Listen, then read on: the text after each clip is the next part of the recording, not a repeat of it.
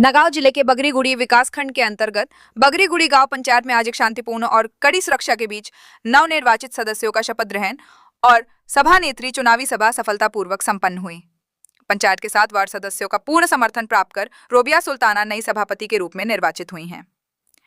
निर्धारित समय पर सभी सदस्यों ने अपने दायित्व और कर्तव्य निष्ठा से पालन करते हुए शपथ ग्रहण की। इसके बाद आयोजित सभानेत्री चुनाव में रोबिया सुल्ताना को सर्वसम्मति से सभापति के रूप में निर्वाचित किया गया।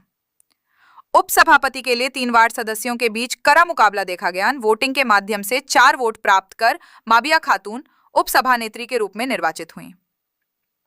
नई सभानेत्री रोबिया सुल्ताना ने कहा, जनता के आशीर्वाद और सभी सदस्यों के सहयोग से हम एक स्वस्थ और आदर्श गांव पंचायत बनाने के लिए संकल्पबद्ध हैं। আমি জুলফিকাৰ আলী, মই 4 নং ওয়াৰ্ডৰ 24 নং বগৰীগুৰি গাঁও পঞ্চায়তৰ 4 নং ওয়াৰ্ডৰ সদস্য হিচাপে ৰাইজে মোক ভোট দি নিৰ্বাচিত কৰিছিলে।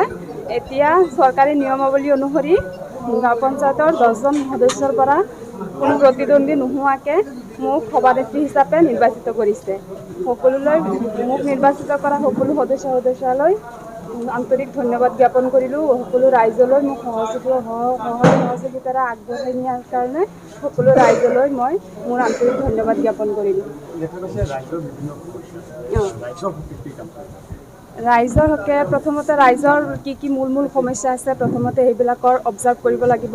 আমি ৱাৰ্ডত ওলাই পেলাই তাৰপিছত সেই সমস্যাবিলাক যেনে ড্ৰেইনেজৰ সমস্যা, ৰাস্তা ঘাটৰ সমস্যা, পানীৰ সমস্যা, ইলেক্ট্ৰিচিটিৰ সমস্যা, বিভিন্ন সমস্যা আছে। এইবিলাকত বুজ লৈ এখন ৰিপৰ্ট তৈয়াৰ কৰি সেই ৰিপৰ্টখন আপডেট দি পেলাই সেই সমস্যাবিলাকৰ সমাধান কৰিবলৈ চেষ্টা কৰিম আৰু চৰকাৰী যি আঁচনি সহায় সহযোগিতা আহে সকলোৰে মাজত কোনো মতভেদ নৰখাকে সমভাৱে বিতৰণ কৰিবলৈ চেষ্টা কৰিম।